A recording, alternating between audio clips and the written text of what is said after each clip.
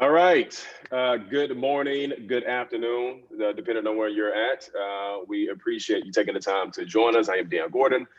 Somehow I ended up as the president of Tech Birmingham. So don't hold that against our team and leadership, but we really appreciate the fact that you all have decided to join us.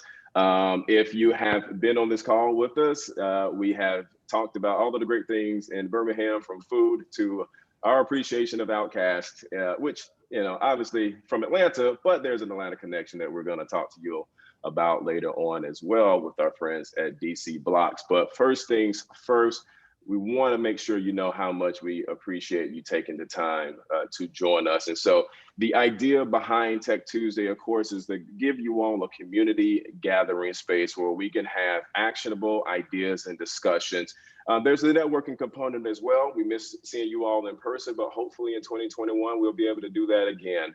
But for now, we still wanted to make sure we were providing a platform and a venue for everybody to come together. And so we're going to be discussing the topics and the things that keep CIOs and CTOs up at night. Obviously, everybody is remote now. We're doing a lot more work from home. So I am looking forward to the content. I'm sure that we're going to be unpacking a lot that you can incorporate on an individual level, but also from an organizational standpoint as well. I am really impressed with the panel that we have here today. And the reason that we have such an amazing panel is because we have amazing partners who have come together and really help us brainstorm some of the content and the folks that would be great in terms of delivering it. So first, I want to make sure we recognize Regions Bank. They have been a longtime supporter of Tech Tuesday, and we are forever grateful from them. Quick shout out to Mary Wallace Hannon and our board member, Britt McCall. They have been instrumental in that support. And also our partners who have helped us put together the content for today, Becky Cole and Kim over at DC Blox, hence the Atlanta connection. And so they have an event that is going to be coming up with a charitable angle. I want to make sure I don't butcher it. So I am going to quickly turn it over to them and share a little bit about what they have coming up, and then we'll get into the program. So my friends, it is all yours to take away. Awesome. Well, thank you, Deon, and thank you everybody for joining today. I'm Becky Cole. Hi, I'll go ahead and I think Kim might have some maybe some connectivity issues, but just real quickly, so we are hosting a virtual fundraising event on December 8th. It's actually a virtual escape room. So for anybody that's gone and done a physical escape room, it'll be set up similarly, but through Zoom and breakout rooms. So that we'll be in the kind of a Grimm Brothers fantasy land, and we'll be giving clues and just different puzzles and things that we have to work together to answer in order to finally find the key to break out. And the funds for this, we are partnering with a nonprofit called the Loyalty Foundation. And we're going to take the funds that we raise and divvy it up across our markets. Because as y'all know, there's a major digital divide in our communities, and it's been exacerbated because of COVID and everyone being at home and our children being able to work remotely and still stay on track with their schoolwork. So we're trying to help kind of bridge that. We've been working closely with Commissioner Tyson, along with some nonprofits in our other communities like Tech Goes Home and Inspire EDU to try to help bridge that gap. So we would love it if you guys could attend. There are some various sponsorship levels that also include some great brand recognition, but the majority of the proceeds will be going to local nonprofits to help this problem in our communities. So thank you so much, Becky. Oh, I'm so sorry. Kim, I believe you were about to chime in. It's okay. I was just going to say thanks, Becky. She, of course, is in our marketing department. I wanted to say thank you to her. She's done all the heavy lifting pretty much for fundraising that she just talked about. We're very excited about it. I am here locally in Birmingham. Possibly may not know much about DC Blox. I'll just quickly let you know that we are a company who designs, builds, and operates an ecosystem of data centers in the Southeast and growing. We have 4 facilities now. We're breaking on another one right now in Greenville, South Carolina. We focus on cities like Birmingham, which are tier 2 cities, and which have a large technology sector that's growing. We work very closely with the communities, which our mission statement, which is to serve locally and connect globally. And that is why we love organizations like Tech Birmingham and get so involved with them. So thank you, Tech Birmingham, Becky, and I know we're going to have a great panel. So thank you. Thank you, Kim. Really appreciate you all. I'll take this as a chance to remind everybody to lean into the work that we're doing over at Tech Birmingham is, of course, to support the organization, but at the end of the day, to support the ecosystem. And we've experienced a lot of growth in Birmingham and in Central Alabama over the past 5 years. And so I am very fond of saying, you know, we want to make sure that we not only catch up to a lot of our peer and near cities, but that we're doing the innovative work to hopefully elevate past and to leapfrog, figuring out what it is to level up as a region. And so your support is critical to helping us do that. So make sure you're a member. If your organization is not a member, perhaps you have an individual membership, go ahead and kind of lift that up to the person who might make that call. And of course, feel free to reach out to us if there's anything that we can do to arm you with the information about some of the value and some of the events that we're doing for this year, the remainder, as well as for 2021. So with that said, we can go ahead and start getting into the program. Christina, is there anything that I have failed to mention? We haven't talked about Q&A, but I think that we have a pretty good attendee list. They probably are familiar with how to use that now, but is there anything else that you would like to offer up? No, we want to make sure that we devote most of the time to these very talented individuals. And so please, if you have questions, throw them either in the chat or the Q&A. Rebecca and I will be monitoring that and making sure that Tim gets those questions. And we will hopefully have just a few minutes at the end in case, you know, you wanted to ask questions at the end of the program. So that's it for me. Perfect. Thank you. Mental health reminder, rest reminder, get rest, people, because apparently I am not too old to get stitches. So I would take that as a chance to remind you all, with all of the craziness that we have and everything that is being juggled by us, we still need our rest. Otherwise, you might run into things. So that said, I have really enjoyed my time running into Tim Searcy. He is now the CISO over at Baker Donelson, but we've known him well before that. You might be familiar with some of the things that he has done with us in terms of our cybersecurity summit, CNS, Cyber Now Summit, and before that, of course, Alabama Cyber Now. And so Tim has just been instrumental, and he, of course, is a part of ISSA leadership. Tim, correct me if I'm wrong, still president for this cycle?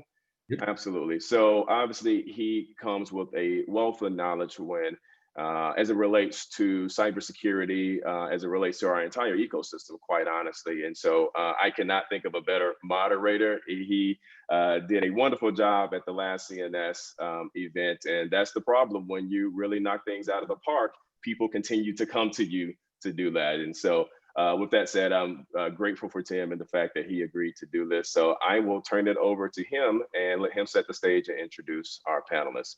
It's all yours, Tim. Thank you, my friend. I appreciate it. That's a hard introduction to live up to.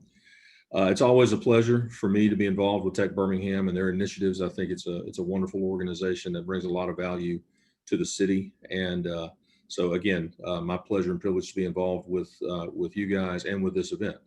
So I think it's going to be a really high quality event. We've got four really knowledgeable superstars in their industries, and I'm going to pass this to them and let them introduce themselves and who they're with, and maybe the business that you're in, because we're in four drastically different businesses here, and I think that's going to add a lot of color to the conversation. So let's start with Mr. Barnes. Ben,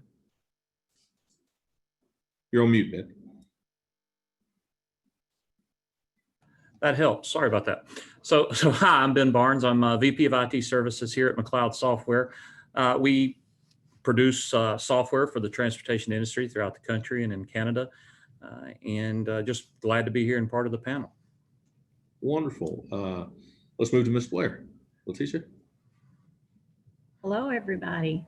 I'm LaTesha Blair. I'm with Burr, Forman law firm here headquartered in Birmingham. We have 19 locations. We have a variety of legal areas that we practice in, and I'm excited about being on this panel. Thank you. Excellent. And also welcome to Birmingham. I know that you've just arrived here, I believe, from South Carolina. Is that correct? That's correct. Good. I hope that you're finding that transition good, and welcome to the city. We have a lot to offer. Thank you. Chris? Well, good afternoon. Chris Gatch. I am in Atlanta. LaTesha originally from South Carolina. So as Kim already mentioned, well, first of all, I'm CTO at DC Blox. And as Kim already mentioned, we build and operate data centers throughout the Southeast. What she didn't mention is that in addition to building high quality tier 3 certified data centers throughout the Southeast, we also connect them together with high speed Ethernet fabric. So we connect all of our data centers together and those data centers to critical connection points like internet exchanges and carrier, concentrated carrier locations. And then we also do very large capacity storage, petabyte scale storage for large producers and consumers of data. And so in my role, I lead technology strategy for our company and also our cloud engineering practice, among other things within inside the organization. Excellent. Thank you. Matthew, we'll wrap up with you. Hey guys, thanks for having me. My name is Matthew Jaeh. I'm the Chief Innovation Officer for Proctor. Proctor is a company that watches people take tests online with webcams over the internet. We've got about 18 locations globally, and happy to be here. Very good. Well, we're glad to have all of you. Thank you for taking the time.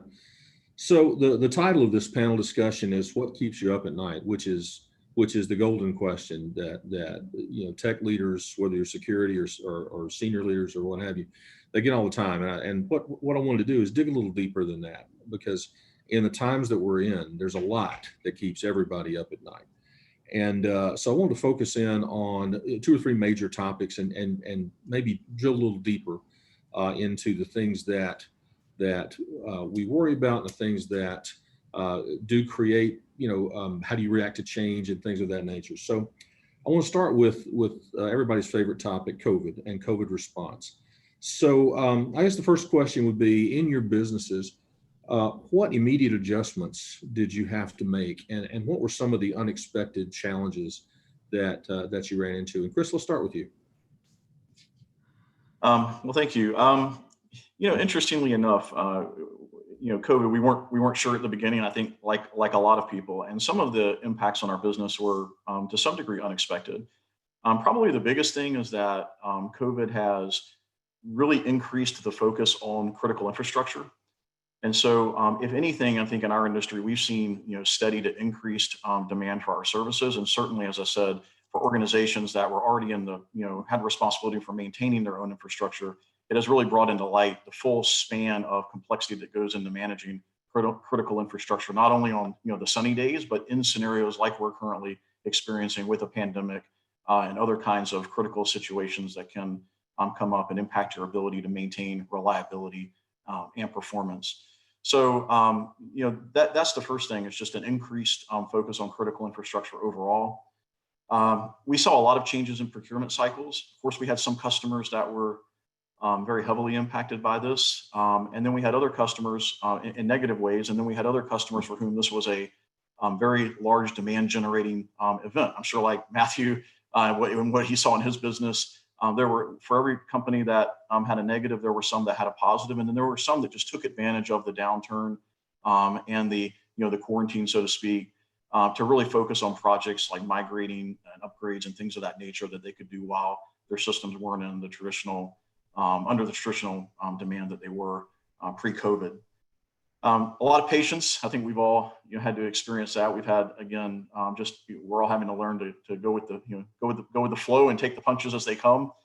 And so I think, like every company, we've been living that reality. And then I'll say for us, we're in a very capital intensive business. When you develop and build real estate, access to capital really dictates what you're able to do in your business. And COVID has really, I think, because of that increased interest in critical infrastructure, has been a very positive development for our industry in that regard. There is for DC Blox and other data center and critical infrastructure companies like fiber developers, there is more capital available than ever. Because people have realized how important this type of infrastructure is to our economy and how much demand there is for it on an overall basis. So a lot of changes, that is for certain. And I think, like everyone, we're ready to put 2020 behind us, but we're thankful that we've been successful through this transition and are continuing to execute well and make the adjustments that we need to make. You know, that's such an interesting point is that, that I don't think many people think about is that for every failed business that you see impacted by COVID, there are success stories. I mean, the manufacturers that were able to pivot from one product to be able to make surgical masks, for example, are experiencing, you know, high profits and all that. So it gets lost in the negative and the stress and all that. But there are some success stories. Matthew, if you care to comment on that. Yeah. So going back to, you know, some of the stuff we talked about here, we initially had to deal with, well, what are we going to do in terms of all the employees and staff and everything? We have 18 locations worldwide, and we saw, you know, Europe started to get heavily impacted, and we had to make some, you know, quick decisions, especially in the IT space. You know, how are we going to get our workforce to work remotely in a secure fashion too, with obviously security in mind. So we had to come up with really quick virtualization strategies to get a lot of that infrastructure at home, because I mean, not everyone has the bandwidth, not everyone has workstations, not everyone can take their computers home. And if you could take them home, how do you connect them to the domain? Like, how do you get them all interconnected and working and keeping everyone efficient? So we had to overcome a lot of those types of challenges initially. And then there was such a great demand for online proctoring, as a lot of people are aware. A lot of institutions, they closed doors, they closed shop, and you know, they weren't ready for, well, how are we going to test our students now? I mean, we can't go 100% open book because, well, you know, people have a propensity to see what their neighbor's doing. So we had to be able to support that demand, and not everybody wants like 100% pure online face-to-face proctoring, like almost like what we're doing now. And they want to use some of our other solutions, like the record and review products, automated proctoring, and so forth. So we really had to diversify our product offerings and expand upon them and meet a lot of different unique needs in those particular areas. One area in particular is the types of assessments that we started to do in terms of like these entrance exams, these high-level, high-stakes certifications and so forth. They demand like a different level of rigor than and attention and security than some of the higher ed type assessments that midterms and finals require. So we had to rise to that challenge to be able to do that. In addition to, one thing that kind of really, you know, interest or kind of shocked us, I guess, caught us like unexpected challenges, was the press. And a lot of people, if you Google ProctorU right now, you'll see like good articles and you'll see some bad ones. So people are concerned about like, well, what does ProctorU see in terms of privacy? They're looking into my home. They're like, they have access to my computer. Do they have access to my computer? Can they see everything we're doing? So we had to deal with a lot of that, and that was unexpected. We've had to deal with it, you know, a little bit before in the past, but now that it was like forced adoption, we really had to get into that. And then also stressing our DR plans, or disaster recovery plans. I mean, luckily they worked, but you know, we definitely found some weaknesses and some loopholes in our disaster recovery planning. So we had to update that quickly. Yeah, I imagine for most companies, this will be the first live execution of a pandemic plan, at least certainly here. So I think there's probably a lot of lessons to be learned in the resiliency and BCP world. So, so Ben, moving to a fully remote workforce, I assume you guys had to do that very quickly, just like everybody else. Tell us about how successful that was and how the challenges you ran into. Sure, yeah. Moving to a remote workforce. So one day you're at the office and the next day an email goes out and people are carrying monitors and PCs out of the door and trying to keep up with them. And like Matt said, secure them and all of those fun facts. One of the things that you know, we learned through that first mad scramble, if you will, is we've got to over communicate. And that's one thing we focused on hard here at McLeod.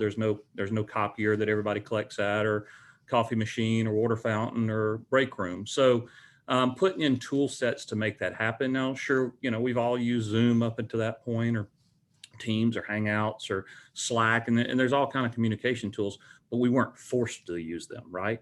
So putting the structure, the framework around that, bringing that together, that we all had the same common platform to hold those communication sessions. And it really became ad hoc, right? You know, those chat tools, whether it be scheduled or just, hey, we've got a problem. Everybody needs to get in a room. Well, where's the room? So building that room, building that infrastructure, putting that down, we had all those tools, but now we're forced to use them and forced to put structure around them. So we were lucky we had them. Not everybody was as lucky, but everybody's had to deal with the problem, I think. So putting that foundation down and then getting into the settle-in phase, right? Okay, now that we're at home and everybody's is working, how do we stay profitable? How do we stay productive? What are those forces that keep that going? How do we serve our customers? Traveling is a big part of our genre here at McLeod. We go see customers a lot, whether it's from a sales cycle or a customer advocate cycle or a business process review cycle. They want us involved. It's not just something we do on a dial-in type connection or an internet type connection or a phone call. So how do we overcome that? How do we get through training of those processes? So we had to put in new parts of that equation for us to keep us as productive as we were. So those were a few of our first hurdles that we ironed out, and thank goodness we ironed them out pretty quick. You know, like was said, the transportation industry saw success stories through that market. If you hauled grocery products, for example, toilet paper, paper towels, things of that nature, you were probably doing good in those first 6 or 8 weeks that the pandemic set in. If you were hauling car parts, then you probably weren't doing as good, or rolled steel or something unique. So we saw some success, and that's those segments of our industry. We had to come to terms real quick on how to keep servicing them and keep that flow going. So that got us through those first few months, and putting the foundation in some of the hurdles we had to overcome. Excellent. LaTesha, I'll pose the same points that Ben just made to you. So how quickly were you able to adjust to a remote workforce? And to the point earlier, has the law firm seen an increase in demand for the services? And I know there's a lot of face-to-face, with clients, and I've seen that change drastically. So tell me about your experience so far with Burr and Forman. Sure. The shift to remote work, it actually went pretty smooth. Again, like Ben mentioned, we had the bones and the framework for supporting our remote workers, but you go from maybe 20 people over the course of a week to upwards of 600 people.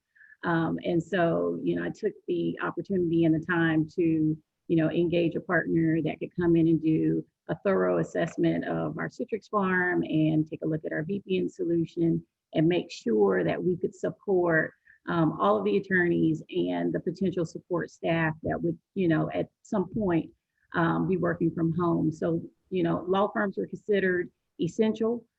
We did send people home across the board at the firm for a period of time, but that was very short-lived.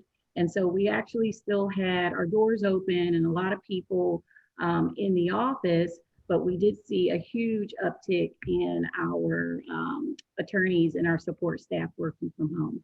And so that assessment was critical for us to, increase the number of Citrix servers we had in our environment, get the proper licensing, that sort of thing. And of course, because we had not supported that many people working all at the same time in the past, we did a lot of monitoring, a lot of making sure that the health of our environment was kosher, and that what we were providing in terms of connectivity, it could support the attorneys and the business that they try to do. Like you mentioned, a lot of law firm, we depend on client interactions and collaboration. And so our adjustment depended on the clients. And so again, we have a lot of financial services clients, and if banks were closed, you immediately, of course, went to virtual collaboration. Everyone's worried about security. And so we made adjustments based on some of our clients and, of course, our own requirements for interacting with those. And you don't want to lose that kind of high touch, high feel. We're here for you And we tried to maintain that, of course, with making sure our attorneys were equipped to meet virtually, good old phone calls still work, emails and that sort of thing. I can say that as far as our books of businesses, we have been doing really well. Much like we anticipated, you would see an increase in business in some areas and a decrease in others. And it was a good thing that we have a variety of books of business. And it hasn't really been a negative hit for us. So it's been pretty good. Excellent. Wonderful. We do have a couple of questions related to staffing and morale. We will get to those. One of the sections is around employee burnout. So we will touch on those questions. And this was something, Matthew, you had said in our pre-call. Going forward, there will be fundamental changes to the way you deliver your product. Talk a little bit about what the future looks like for Proctor U and how you may move into a different product set, or how delivering what you deliver is going to change going forward. Absolutely, Tim.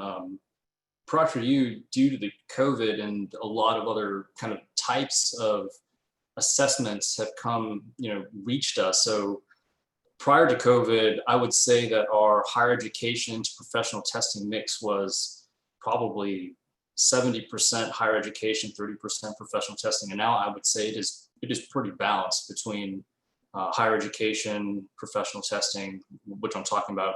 When I talk about professional testing, it's like certifications, licensure, business type certifications and so forth to progress in your companies. And that mix has gone up dramatically. And I don't think that's going to change, quite honestly. I think once the cat's out of the bag, that is something that will remain. So that's good. But as I mentioned earlier, going into these different types of assessments and certifications bring more inherent challenges. People are finding way more creative ways, more technical ways to cheat.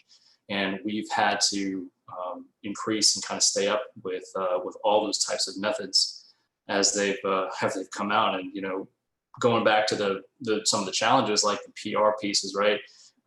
It hurts us when somebody posts, hey, we can cheat on Proctor U by doing X, Y, and Z. So like, okay, well, we have been catching that, but sure, we're not cheat proof. Anybody could come up with something, and then we have to patch it, much like your antivirus, anti-malware type things. People come up with them. We have to remediate and respond. And so that's definitely something that that has come up. Also, too, fundamentally, I think we've learned that we can work more decentralized. We can work remotely now. I think that was a fear, especially with my departments in technology and business intelligence and so forth. And obviously a lot of the engineers wanted to always work remotely, but I think we were in a good place. We had a lot of solid metrics in place to gauge performance. We had we had regular check-ins, regular one-on-ones, a lot of different cycles to be able to support remote work. And so it actually translated fairly well. And we've increased productivity substantially between a lot of the different Scrum teams and so forth. And then we were already globally distributed with the proctoring centers. And so it was a matter of spinning more of those up in different locations around the world so that we could be covered just in the event that there was some sort of issue with that, geolocation and the government shutdown, being able to travel to offices and so forth. So being able to handle that. And then I think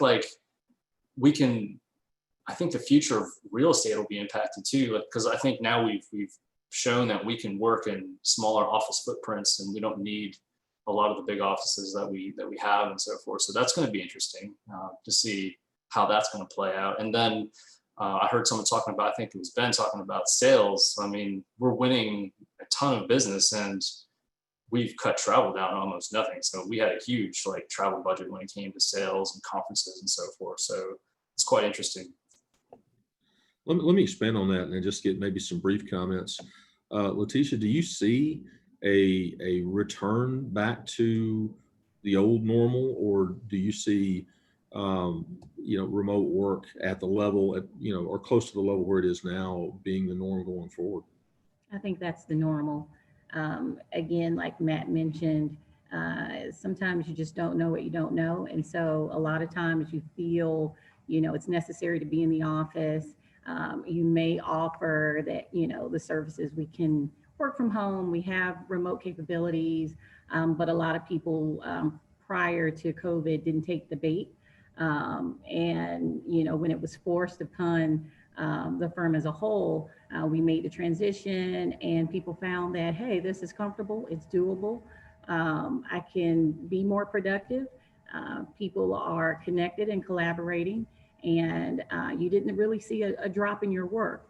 And so now that they see the possibility, it's more like, do we have to come back in? Why can't I stay at home? What is our policy for having flexible schedules? And those sort of things kind of bubble to the top. But in the future, I think this will be the new normal.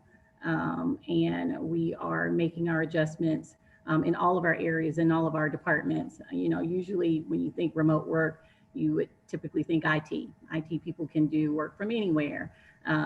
Attorneys, you know, even when you think about attending court and hearings and that sort of thing, we've seen the shift happen where you can do it virtually and you're sitting in front of the judge and you can litigate and you can do whatever you need to do and still not lose your way of working. It's just a different way. And so I think this is kind of here to stay, of course. I agree. I think for every problem that it may cause that will have to be overcome, I think it solves a lot of problems as well. Like, you know, how do you handle childcare if your kids are at home, you know, remote learning, and I think it'll ultimately help recruiting. And we'll talk about staffing in just a second. Ben, let me get your thoughts on that. Do you agree? Yeah. What is the new norm, right? I think we're finding that out every day. And do we all ever come back to being under one roof or being under the roof in the offices of the cities that we're supposed to be? My personal feeling is probably not. I see transient offices. I see the need to come into the office occasionally, but yeah, sure, it's not just IT people, it's operations people, regardless of your segment of industry. Operations people have molded a way to work from home. I mean, hey, look, McLeod built a great building just 2 years ago, and we moved in, and it was great. And we're a little empty. We're not completely empty, but you know, how do we now utilize the building, utilize those people at home, put in metrics to make sure everybody's still productive, which we've, you know, learned those ways and tools and following those, and then you know, all while providing flexibility. And we used to think, and the millennials among us, we used to think the millennials always wanted the flexibility. I think we've all gotten used to the flexibility now and living under that umbrella. So I'm aging myself a little bit. That's probably a bad thing, but that's okay. So that's kind of my 2 cents on you know, yeah. Chris, is that true in your business world?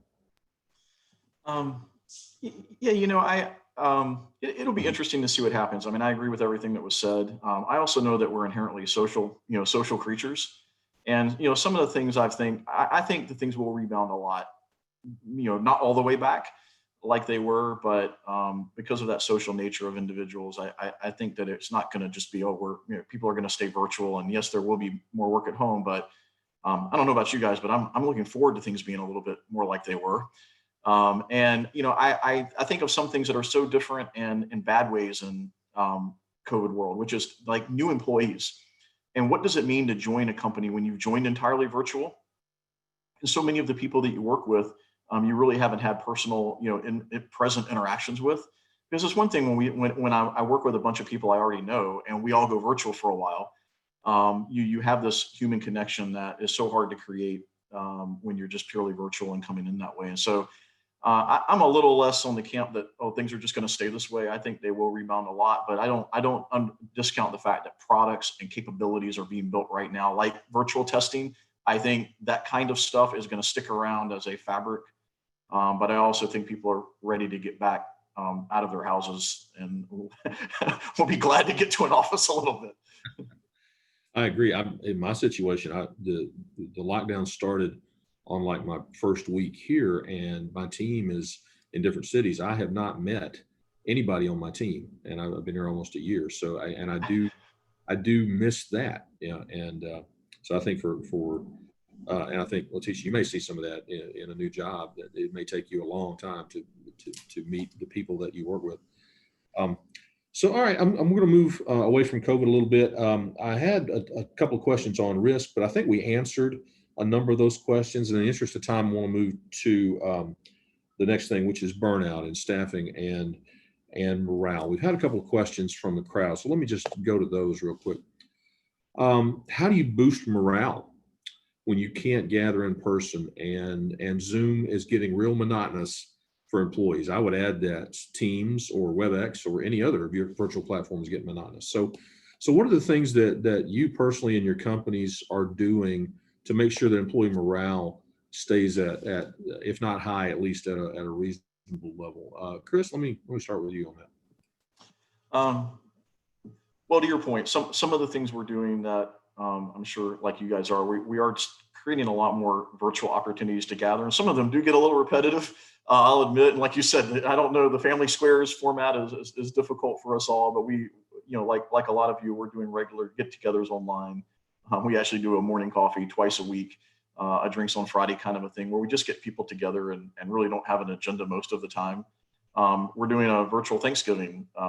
We historically in our company always had a Thanksgiving lunch, and Becky is coordinating for us a virtual this year, where we're sending Uber Eats coupons to all of our group. We're ordering lunch, and then we're going to eat it in front of each other. And so, there is that kind of stuff. And I will say that we, as COVID becomes more understood, while we are putting in good controls in our critical operational aspects of our company, it is true too that we are in more isolated patterns, getting out with our customers. I mean, we're not going to big group events and things like that, but we are much more regularly now having one-on-one meetings or small group meetings where we can be reasonable. We're not getting all of our company together so that we infect each other all at one time, but we're also just not all staying home. And I think that's a big part of it. Like I'm sure a lot of you, where we've adjusted to assessing risk and operating as well as we can within that framework, including getting out, like I said, small individual sales meetings and things like that, just avoiding big groups and just trying to be responsible, but also go about our business. Sure. Virtual Thanksgiving is a great idea. That's awesome. LaTesha, what's the law firm doing? I know that in my experience, they're very employee centric and very concerned about burnout and the mental health and emotional health of the lawyers and the paralegals and so forth. What's your experience so far? So similar to who was speaking earlier? Chris. Okay, similar to Chris, we're doing a lot of kind of virtual events as well. So we're doing the virtual Thanksgiving. We are doing penny drives and certain things that would kind of bring some competition between, smaller pockets of groups and areas, so that people can participate and see that it's not all just about work, but you can have some fun. We have created a newsletter internally outside of our intranet and outside of the email communications that go through, that are kind of super focused on here are the most important things to remember about whether it's COVID or what's happening in our various locations, but also share a positive thought, or here's an area for you to submit photos and those sort of things, to kind of keep people engaged and let them know that we're interested not just in the fact that you could possibly bring the infection in the building, but we care about what's happening at home. If your children are well, are you, because typically when you interact with someone day to day in the office, you hear about milestones, you hear about the play that took place yesterday. And so we did not want to lose that communication where we're sharing, which can kind of decompress you and can kind of take your focus away from the fact that,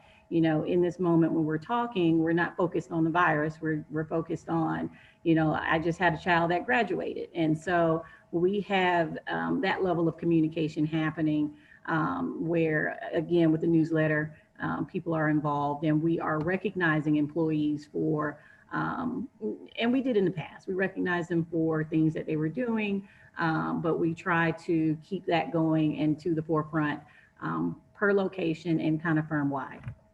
Nice, very good. There was an additional question which is related. And Ben, I'll pose this to you first. How do you address and provide support for mental health with employees stretched thin due to COVID, due to the upcoming holidays, kids at home, heavy workload, all of which is each one of those things is a stressor, including, here we are in an election year, which was stressful in and of itself. So what kinds of things is McLeod doing specific to just the stress level, maybe not the remote work and how you keep people's morale up, but people who are really suffering? What do you guys have in place?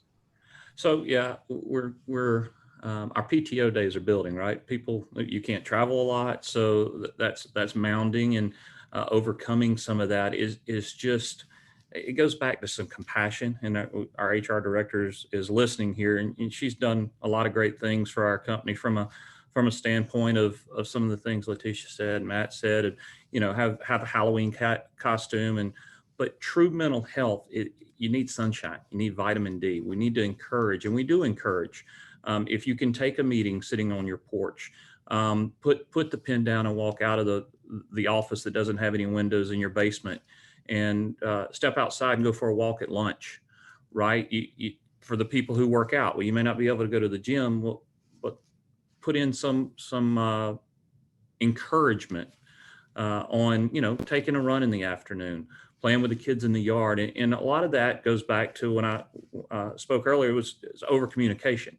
And that over communication gives people a sense of calm, especially if the leadership is portraying that calmness, and that this is okay, we're getting through this, sales are good, or product are good, or our metrics look good for performance, and we're really doing good things.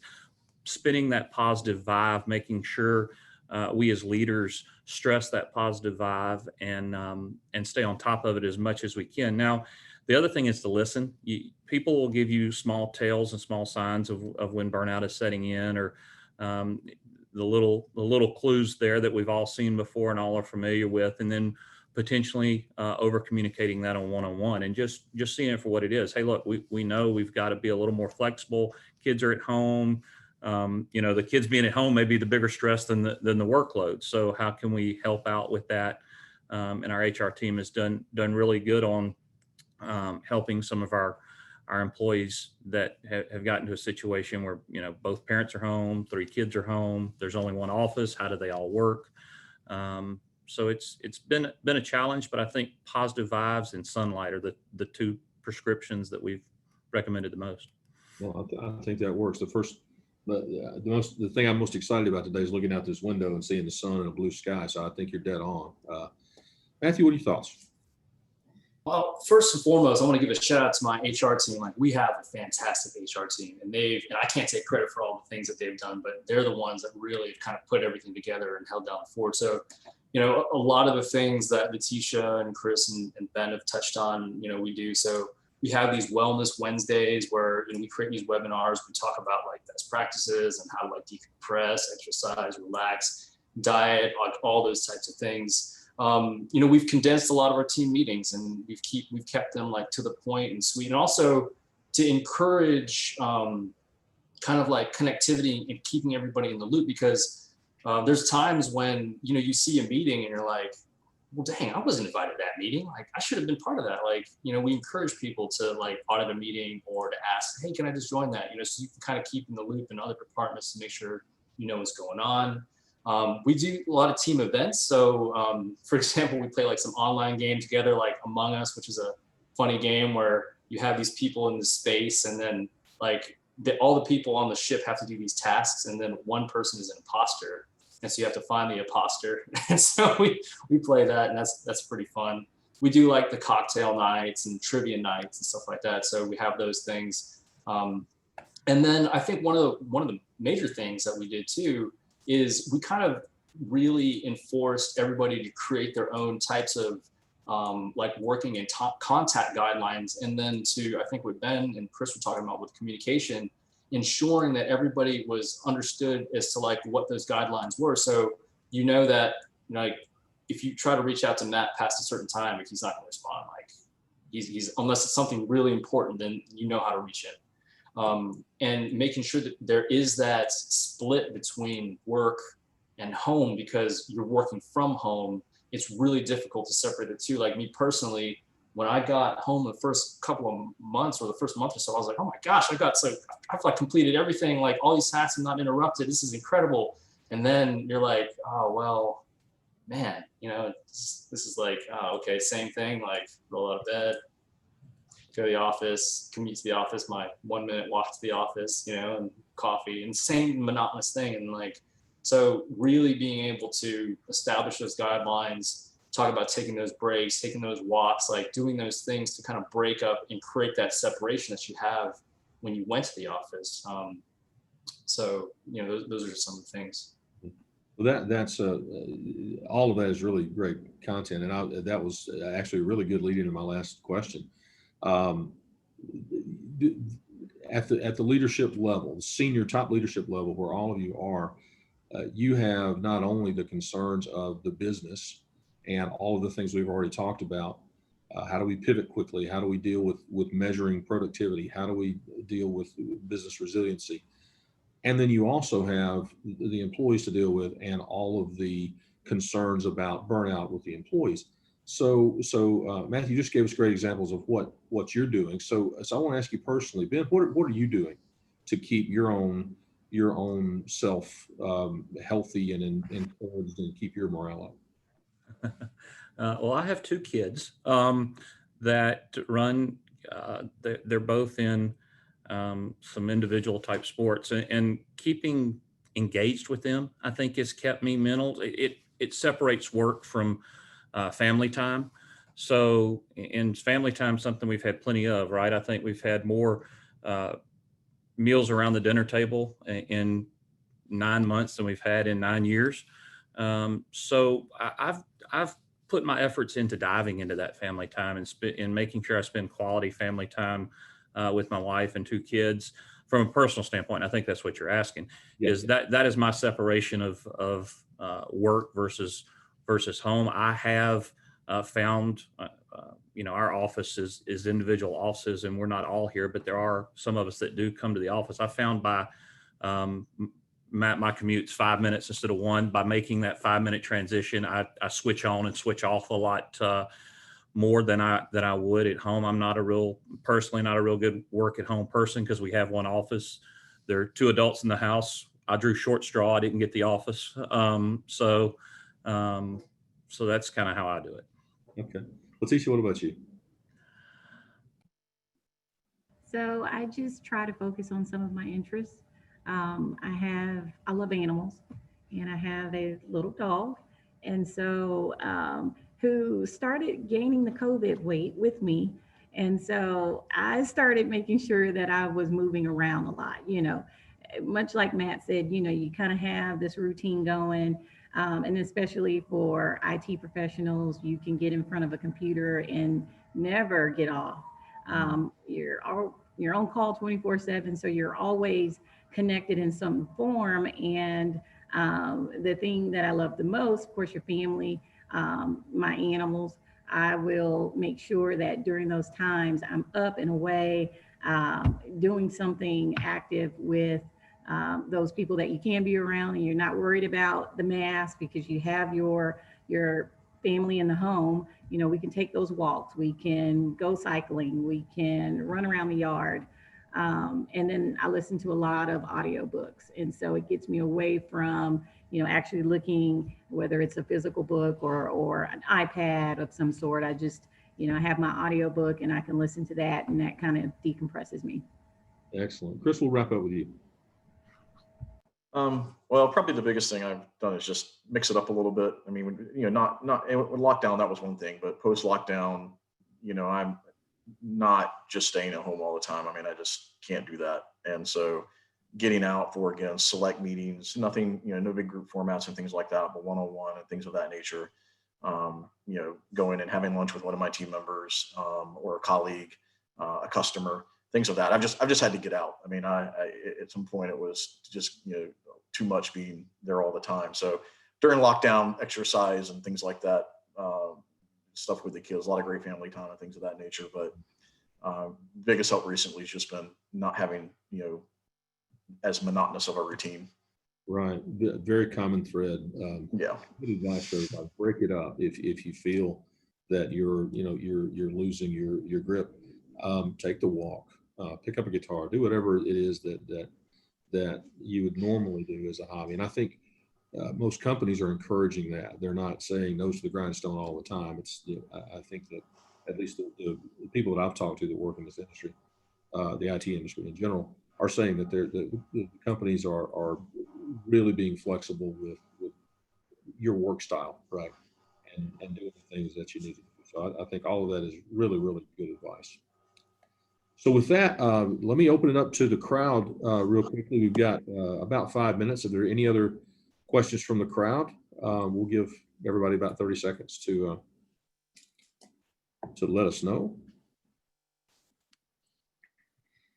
I don't have the Jeopardy theme song I can play, but I don't think we have the rights to it. no, we don't. No. Well, it looks like we're good. So LaTesha and Chris and Ben and Matthew, thank you so much for all your insight. I thought the content was really, really good, and I certainly appreciate it. And again, it's been my privilege to be a part of this. So Christina, I'll pass it back to you. Great. By the way, I love playing Among Us. My 15-year-old daughter got me hooked on it. So, but I always get voted off as the imposter, even though I'm never the imposter. So I don't know how to convince people I'm not suspicious, or sus, as the kids call it.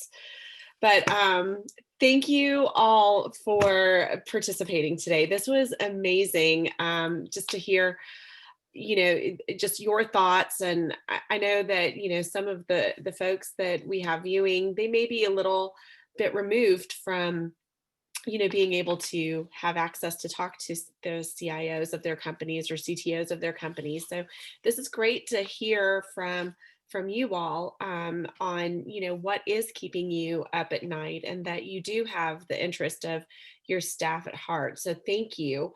And thank you again for joining us. It's such a privilege to have you. I know all of you are so busy, and so thank you for carving out this time to be part of our program.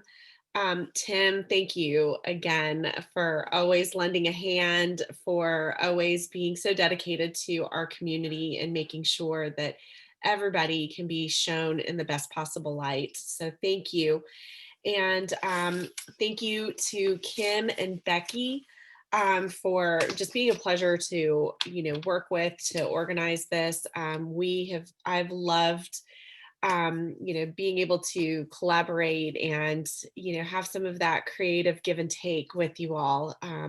So it's been great. And if you have not signed up, or if you have not heard about the DC Blox fundraiser, we will send follow-ups with links so that you can sign up. You don't want to miss this. It sounds like so much fun and such a worthy cause. Digital literacy is one of my heart and passion projects that I work on. And so anything to help kids have access to what they need is awesome. So thank you. And last of all, thank you, Deon, for just being Deon. So, and Rebecca, who's not here, but thank you all in our audience always for being so faithful.